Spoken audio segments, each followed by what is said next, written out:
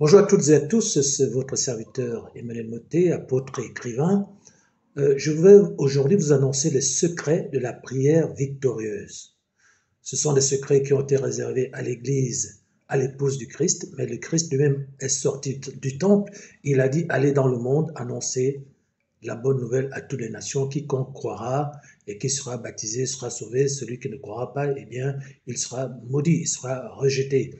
Alors, en fait, le secret de la prière réside dans la capacité à discerner son efficacité. C'est-à-dire que l'effectivité des promesses divines pèse sur celui qui les reçoit.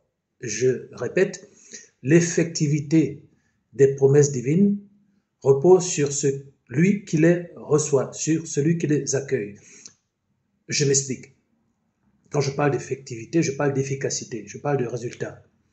Lorsque vous pleurez, vous jeûnez, vous criez après le Seigneur, lui, il vous regarde. Quand vous regardez le Seigneur vous regarde. Pourquoi? Parce que vous faites toujours comme si ça dépend du Seigneur, alors qu'en fait, ça dépend de vous. Je vous donne 3 témoins bibliques. Jean chapitre 11, 20 à 26. Lorsque Marthe apprit que Yahushua arrivait, elle alla au-devant de lui parce que Lazare était mort. Et Yahushua attendu que Lazare soit enterré pour venir. Lorsque Marthe, donc frère, la sœur de Lazare, apprit que Yahushua arrivait, elle alla au-devant de lui, tandis que Marie, son autre sœur, se tenait assise à la maison. Marthe dit à Yahushua, Seigneur, si tu eusses été ici, mon frère ne serait pas mort. Et maintenant même, je sais que tout ce que tu demanderas à Dieu, Yahweh, parce que nous on dit Yahweh, parce que Dieu, c'est juste une fonction, et il y a plusieurs dieux. Selon 1 Corinthiens 8, il y a plusieurs dieux. Même aujourd'hui, il y a le dieu du foot, il y a le dieu du sexe, il y a le dieu des mathématiques, il y a plusieurs dieux, et il y a des démons, Satan lui-même s'appelle Dieu. Donc nous, on préfère l'appeler de son nom, qui est hébreu, Yahweh. Y-A-H-U, Y-A-H-W, U-A-H. Donc, c'est pour ça qu'on dit toujours Dieu, Yahweh. Maintenant même, je sais que tout ce que tu demanderas à Dieu, Yahweh te l'accordera. Yahushua, donc qui est le nom hébreu véritable, parce que Jésus c'est un nom grec, qui n'a rien à voir avec les origines de la Bible. Jésus n'était pas grec. Personne n'était grec, ni les apôtres, ni le Christ. Yahushua dit, ton frère ressuscitera. Je sais, lui répondit Marthe, qu'il ressuscitera à la résurrection au dernier jour. Yahushua lui dit, je suis la résurrection et la vie. Celui qui croit en moi vivra quand même il serait mort. Et quiconque vit et croit en moi ne mourra jamais. Crois-tu cela? Je répète, Yahushua lui dit, ton frère ressuscitera, je le sais, lui répondit Marthe, qu'il ressuscitera à la résurrection au dernier jour. Non. Donc aujourd'hui, les véritables apôtres, les véritables ministres de Christ doivent pouvoir ressusciter les morts. Ce n'est pas le dernier jour, ce n'est pas le jour où la résurrection arrivera sur terre pour le jugement dernier. Non, non, non, non. Aujourd'hui, si quelqu'un meurt, on doit pouvoir appeler un ministre de Christ sous les conditions qui sont requises ici. Jean 11, 24, verset 25, Yeshua lui dit, je suis la résurrection et la vie. Celui qui croit en moi vivra, quand même il serait mort. Donc on peut ressusciter les morts. Et quiconque vit et croit en moi ne mourra jamais. Parce qu'ici, il parle de la mort spirituelle. Crois-tu cela? Donc, voici le passage qui démontre que l'effectivité des promesses divines, leur accomplissement, ne dépend pas seulement de celui qui fait les promesses, mais le poids de leur effectivité pèse sur celui qui accueille ces promesses. Est-ce que toi, tu crois ce qui est écrit dans la Bible? Est-ce que tu crois ce que tu pries? Donc, lorsque tu vois une promesse divine et que tu dis, Seigneur, je veux ceci, une fois que tu finis de prier, tu continues à faire comme si ça dépendait du Seigneur. Ah, le Seigneur va faire. Le Seigneur va exaucer ma prière. Oh, c'est le Seigneur qui va faire. Non. Le Seigneur dit, est-ce que toi, tu crois cela? C'est-à-dire que cela ne s'accomplira que si toi, tu y mets ta foi. Regardez, Marc 11, 22, 26. Donc, en fait, la réalisation de nos demandes divines, de nos prières, ne dépend pas du fait de jeûner, de prier sans cesse, elle dépend, en fait, non pas du Seigneur, une fois qu'il a déjà fait la promesse. La Bible dit que le Père Céleste nous a déjà donné son Fils. Que peut-il nous donner en plus, hein? Le Seigneur a déjà tout fait, en fait. Donc cette idée que le Seigneur va faire, le Seigneur va faire, le Seigneur va faire, c'est une idée qui est fausse. C'est une idée qui est satanique parce que elle est une désobéissance au principe de la foi, au mécanisme ou à la mécanique de la foi. La mécanique de la foi ne consiste pas toujours à attendre que le Seigneur fasse. La mécanique de la foi consiste à prendre ce que le Seigneur a déjà fait et de l'accepter comme étant accompli.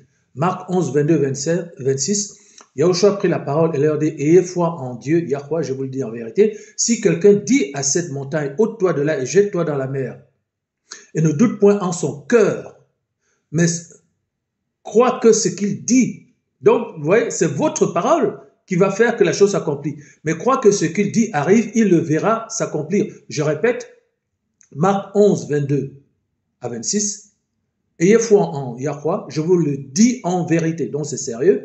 Si quelqu'un dit à cette montagne qui est là, hein, le problème que tu as, les dettes, les problèmes de couple, les problèmes relationnels, les dangers potentiels, les dangers avérés, les problèmes de travail, etc. Quelque chose qui n'arrive pas à résoudre, une montagne, si tu lui dis, ôte-toi, jette-toi dans la mer, et que tu ne doutes point en ton cœur, mais crois que ce que tu dis, pas simplement ce qui est écrit, pas simplement ce que le Seigneur dit, ce que toi tu mets dans ta bouche en rapport avec la promesse qui a été faite. Si tu crois que ce que tu dis arrive, tu le verras s'accomplir. C'est pourquoi je vous dis, tout ce que vous demanderez en priant, verset 24, croyez que vous l'avez reçu et vous le verrez s'accomplir. Tout ce que vous demanderez en priant, croyez que vous l'avez reçu et vous le verrez s'accomplir. Donc, l'effectivité des promesses divines pèse sur celui qui reçoit ces promesses et non pas uniquement sur celui qui les fait. Et la condition du verset 25 est importante. Lorsque vous êtes debout faisant votre prière, si vous avez quelque chose contre quelqu'un, pardonnez, afin que votre Père qui est dans les cieux vous pardonne aussi vos offenses. Mais si vous ne pardonnez pas, votre Père qui est dans les cieux ne vous pardonnera pas non plus vos offenses. Donc vous ne pouvez pas être méchant, garder la haine et la rancœur dans votre cœur et croire que vous serez efficace dans votre demande. Parce que Satan est un ennemi qui bloque aussi les prières si vous ne marchez pas dans la sanctification, si vous ne marchez pas dans l'amour, si vous ne marchez pas dans le pardon, la miséricorde. La Bible dit, le Seigneur dit aux croyants, nous serons fiancés par la justice, par la miséricorde, par la fidélité et par la grâce. Donc il y a des conditions pour que la prière soit exaucée. Le thème, c'est la prière efficace. Nous terminons avec Marc 5, 22 à 42. Alors vint un des chefs de la synagogue nommé Jairus, qui l'ayant aperçu se jeta à ses pieds, donc aux pieds de Yahushua, et lui adressa cette instante prière. Ma petite fille est à l'extrémité, viens, impose-lui les mains afin qu'elle soit sauvée et qu'elle vive. Yahushua s'en alla avec lui, et une grande foule le suivait et le pressait. Or, il y avait une femme atteinte d'une perte de sang depuis 12 ans. Elle avait beaucoup souffert entre les mains de plusieurs médecins, elle avait dépensé tout ce qu'elle possédait, et elle n'avait éprouvé aucun soulagement, mais était allée en empirant plutôt. Ayant entendu parler de Yahushua, elle vint dans la foule par derrière et toucha son vêtement. Donc ici, vraiment, le secret de la prière réside dans la responsabilisation du croyant, alors que la norme, c'est que c'est uniquement le Christ, le Seigneur, le Seigneur, le Seigneur, le Seigneur. Aujourd'hui, on vous montre que la prière efficace repose en fait sur votre responsabilité. Parce que le Seigneur, lui, il a déjà tout fait. Ayant, verset 27, Marc 5, 27, ayant entendu parler de Yahushua, elle vint dans la foule par derrière et toucha son vêtement. Donc il y a une action, il y a une activité, il y a un acte de foi. Quand elle disait, si je puis seulement toucher ses vêtements, je serai guéri. Donc il faut avoir une foi qui touche le Seigneur, une foi qui va chercher sa parole, qui s'y agrippe. Il faut une action, il faut un acte de foi. Il faut un pas de foi, un pas vers qui vous pousse à marcher en fait dans le vide, parce qu'il était interdit en Israël aux femmes qui ont leur perte de sang de s'approcher des gens. Tu ne peux même pas saluer quelqu'un. Moi, j'avais une femme juive dans mon immeuble. Quand j'allais la saluer, elle disait aujourd'hui, monsieur, je suis désolé, je ne peux pas vous toucher. Pourquoi? Parce qu'en fait, elle avait sa perte de sang. Eh bien, elle a franchi cet obstacle. Elle a fait un pas de foi. Elle a bravé le danger qui était dans sa tête. Parce que il faut comprendre que quand c'est la parole divine, il faut vaincre les obstacles, il faut vaincre les résistances mentales, culturelles, sociétales. Le royaume de Yahweh est forcé, ce sont les violents qui s'en emparent. Verset 28, car il disait, si je puis seulement toucher ses vêtements, je serai guéri. Au même instant, verset 29, la perte de sang s'arrêta. Et elle sentit dans son corps qu'elle était guérie de son mal.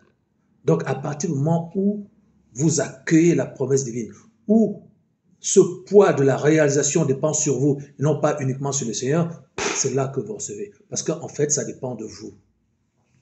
Yahushua connut aussitôt en lui-même qu'une force était sortie de lui.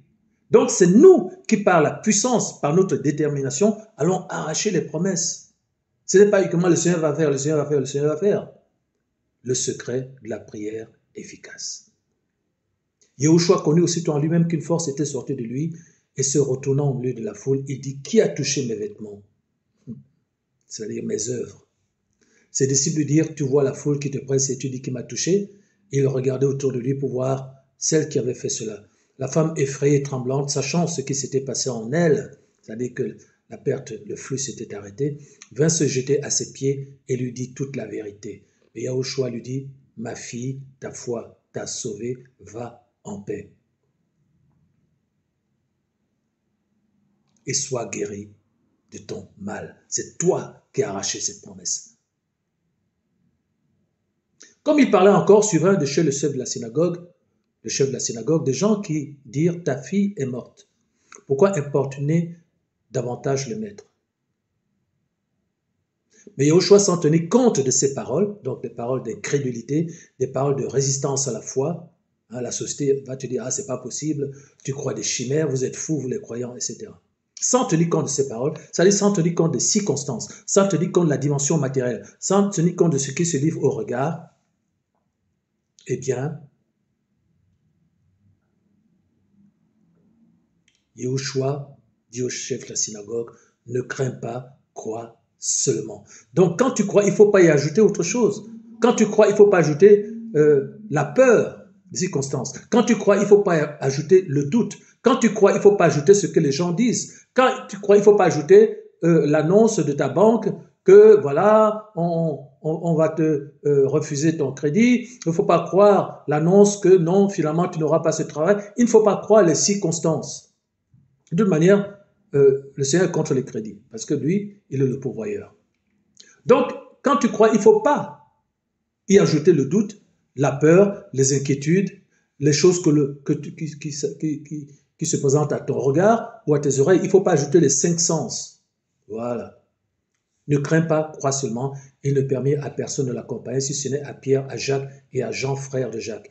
Ils arrivèrent à la maison du chef de la synagogue où Yahushua vit une foule bruyante et des gens qui pleuraient et poussaient de grands cris.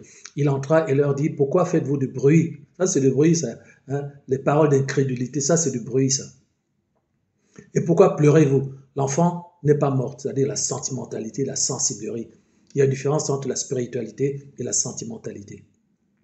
Il se moquait de lui. Alors, ayant fait sortir tout le monde, il prit avec lui le père et la mère de l'enfant et ceux qui l'avaient accompagné. Il entra là où était l'enfant, il le saisit par la main et lui dit, Talita Kumi, ce qui signifie, fille, lève-toi, je te le dis. Aussitôt, la fille se leva et se mit à marcher. Elle avait 12 ans.